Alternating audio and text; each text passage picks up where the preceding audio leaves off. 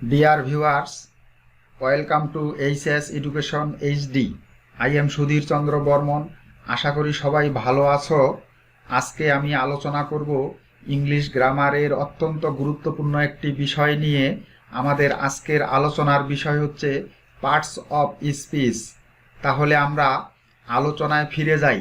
Parts of speech এর বাংলা অর্থ হলো পথ। পার্টস অফ স্পিচ কাকে বলে? বাক্যে ব্যবহৃত ইংরেজি ভাষার ওয়ার্ডসমূহকে তাদের অর্থ, ব্যবহার ও কাজের উপর ভিত্তি করে বিভিন্ন শ্রেণীতে ভাগ করা হয়েছে। বাক্যে ব্যবহৃত এই প্রত্যেকটা শব্দকে পার্টস অফ স্পিচ বা পদ বলে। যেমন Meena goes to college everyday. এখানে মোট 5টি ওয়ার্ড বা শব্দ আছে। প্রত্যেকটা শব্দের নিজস্ব অর্থ আছে এবং প্রত্যেকটা শব্দের আলাদা আলাদা ব্যবহার ও কাজ রয়েছে। এভাবে একটি বাক্যে ব্যবহৃত প্রত্যেকটি অর্থবোধক শব্দকে পার্টস অফ স্পিচ বা পদ বলে। ইংরেজিতে পার্টস অফ স্পিচ মোট 8 প্রকার। যেমন নাম্বার 1 নাউন, বাংলা বিশেষ্য। নাম্বার 2 প্রনাউন, সর্বনাম। নাম্বার 3 অ্যাডজেক্টিভ, বিশেষণ। নাম্বার 4 ভার্ব, ক্রিয়া। নাম্বার 5 অ্যাডভার্ব, ক্রিয়া বিশেষণ। নাম্বার 6 প্রিপোজিশন, পদান্বয়ী অব্যয়। নাম্বার 7 কনজাংশন, সংযোজক অব্যয়। নাম্বার 8 ইন্টারজেকশন, আবেগসূচক অব্যয়। নাউন। নাউন কথাটির বাংলা অর্থ হলো নাম। তাই যে কোনো নামবাচক পদকে নাউন বলে। এখানে একটা কথা বলে রাখি, পৃথিবীতে যতগুলো ইংরেজি শব্দ আছে তার মধ্যে 50,000-এর বেশি শব্দ হলো নাউন। এখানে নাউনের কিছু এক্সাম্পল দেওয়া আছে। যেমন নাম্বার 1 প্রপার নাউন, বাংলা ব্যক্তিবাচক নাম, অর্থাৎ দুনিয়াতে যতগুলো ব্যক্তির নাম আছে সবগুলোই নাউন। যেমন রহিম, নজরুল, মিনা, রাজু ইত্যাদি। নাম্বার 2 কমন নাউন, বাংলা জাতিবাচক নাম। পৃথিবীর সমস্ত জাতিবাচক নামগুলোই হচ্ছে নাউন। যেমন ম্যান, বয়, গার্ল, ফ্লাওয়ার ইত্যাদি। নাম্বার 3 কালেকটিভ নাউন, বাংলা সমষ্টিবাচক নাম। যে সমস্ত ওয়ার্ড বা শব্দ দ্বারা দল বা সমষ্টি বোঝায় তাদেরকে বলা হয় নাউন। যেমন ক্লাস, আর্মি, পুলিশ, জুরি ইত্যাদি। নাম্বার 4 ম্যাটেরিয়াল নাউন, বাংলা বস্তুবাচক নাম। বস্তুবাচক সমস্ত নামগুলোকে বলা হয় নাউন। বস্তুবাচক নাম কোনগুলো? যেমন গোল্ড, চেয়ার, টেবিল, মোবাইল ইত্যাদি। নাম্বার 5 অ্যাবস্ট্রাক্ট নাউন, বাংলা গুণবাচক নাম। গুণবাচক নাম কোনগুলো? যেমন অনেস্টি, বাংলা সততা, কাইন্ডনেস দয়া, উইজডম বিচক্ষণতা ইত্যাদি। এই সমস্ত গুণবাচক নামকে বলা হয় নাউন। অর্থাৎ যতগুলো নামবাচক শব্দ আছে সবগুলো নাউন এর অন্তর্ভুক্ত। এবার নাউন সম্পর্কে আরও ক্লিয়ার বা স্পষ্ট ধারণা পাওয়ার জন্য নিচে 5টি সেন্টেন্সকে এক্সাম্পল হিসেবে দেখানো হয়েছে। যেমন number 1 Kamal is a good student.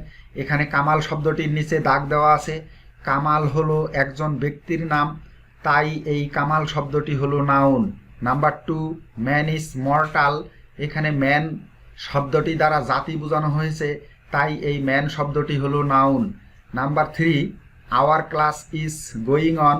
এখানে ক্লাস শব্দটির নিচে দাগ দেওয়া আছে।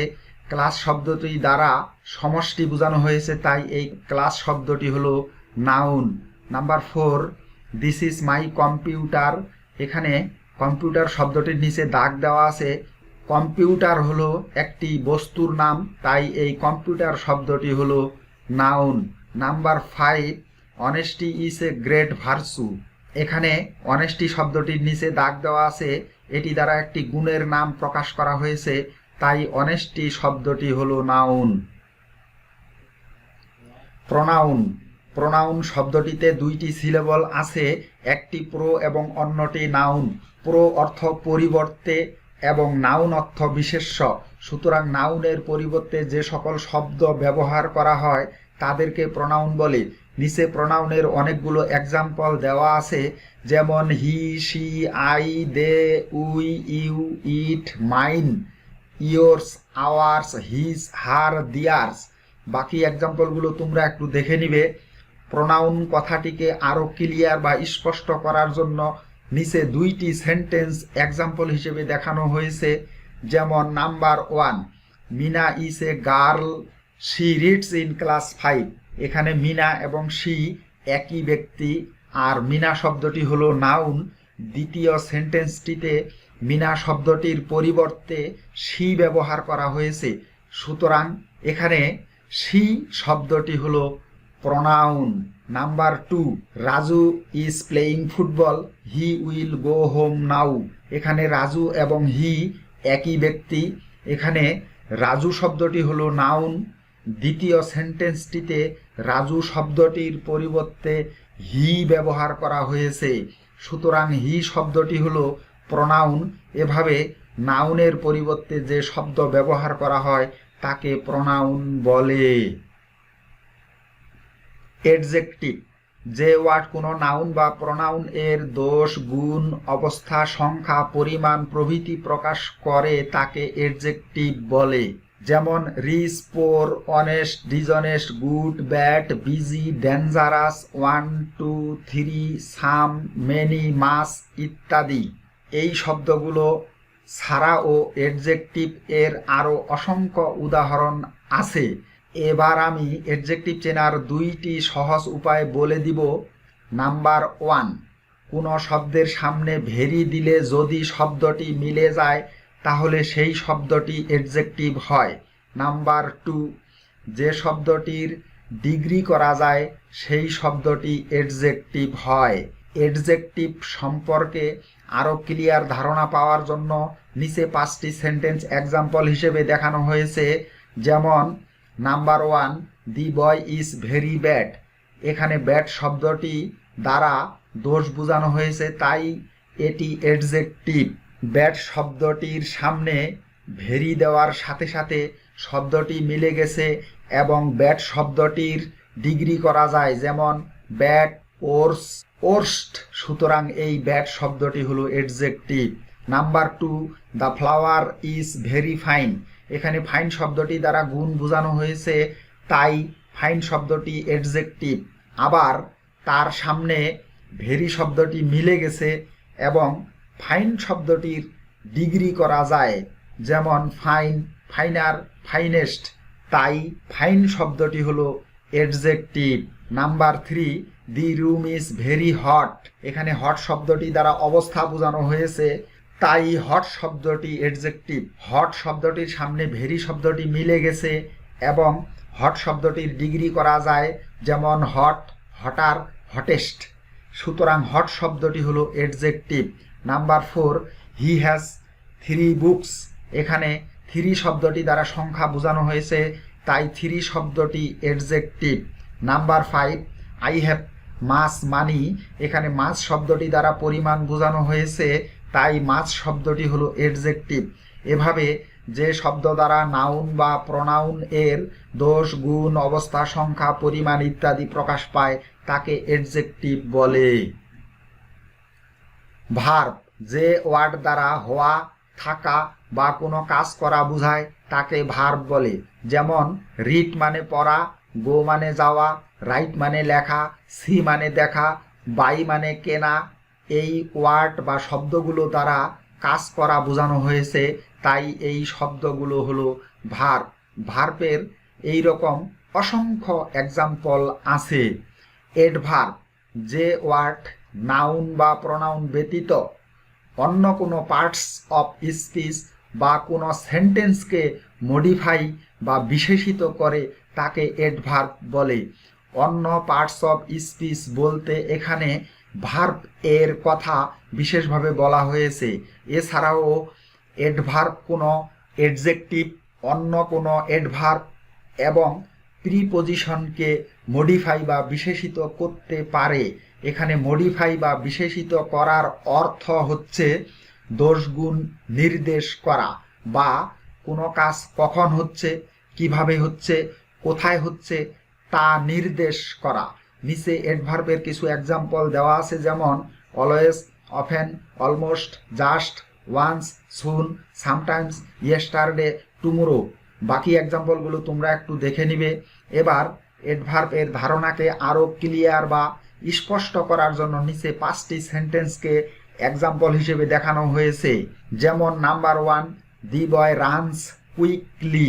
এখানে রান অর্থ দৌড়ানো, এই শব্দটি ভার্ব। বালকটি কিভাবে দৌড়ায়? উত্তর হচ্ছে কুইকলি বা জোরে জোরে।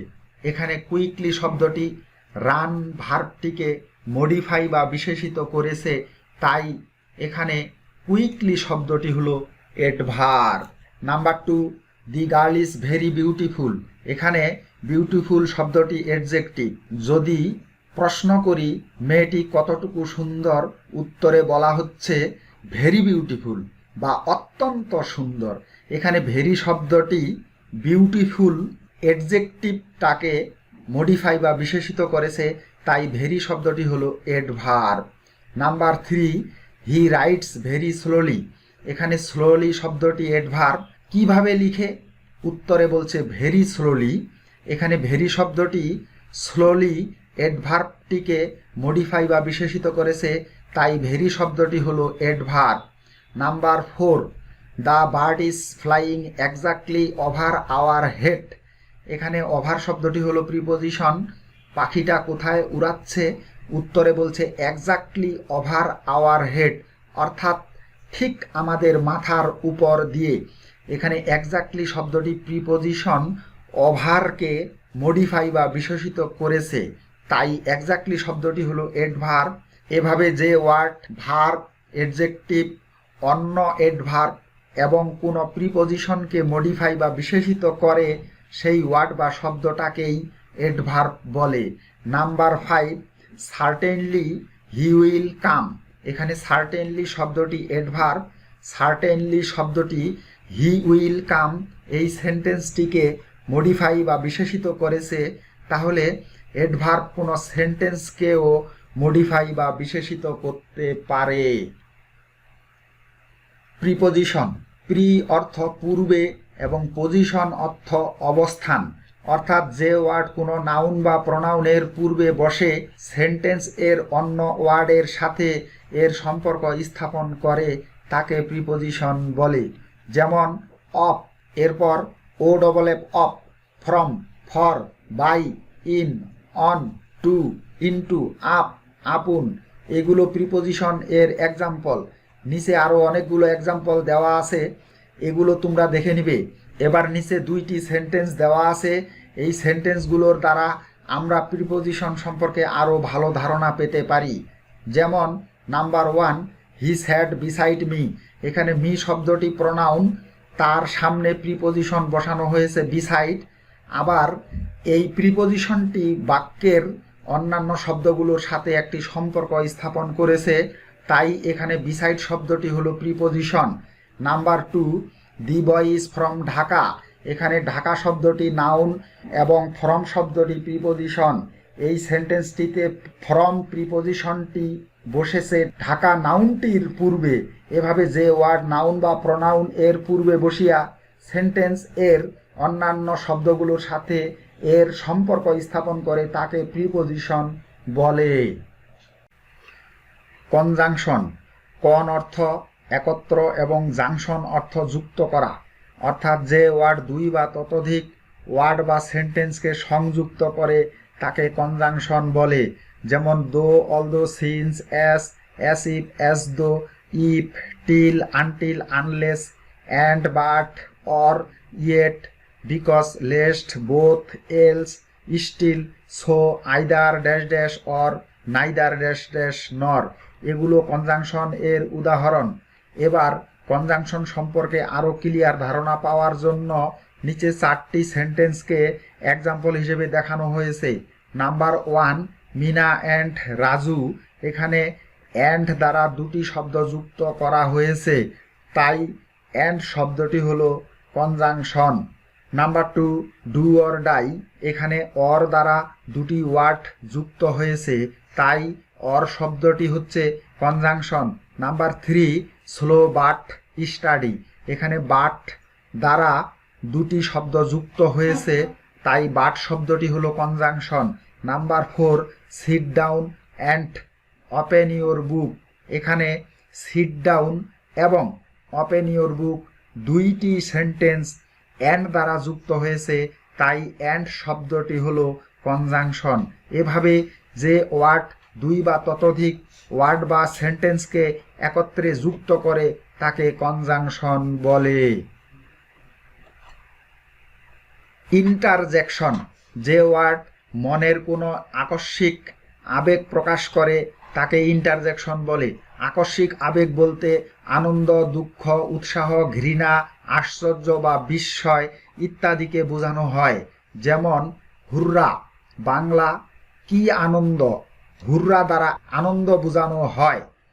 এলাস, বাংলা হায়, এলাস দ্বারা দুঃখ বোঝানো হয়। ব্রাভো, বাংলা সাবাস, ব্রাভো দ্বারা উৎসাহ বোঝানো হয়। ফাই, বাংলা ছিঃ, ফাই দ্বারা ঘৃণা বোঝানো হয়। ওহ, আহ, হা হা, হোয়াট এবং হাউ দ্বারা আশ্চর্য বা বিস্ময় বোঝানো হয়। এগুলো হলো ইন্টারজেকশন।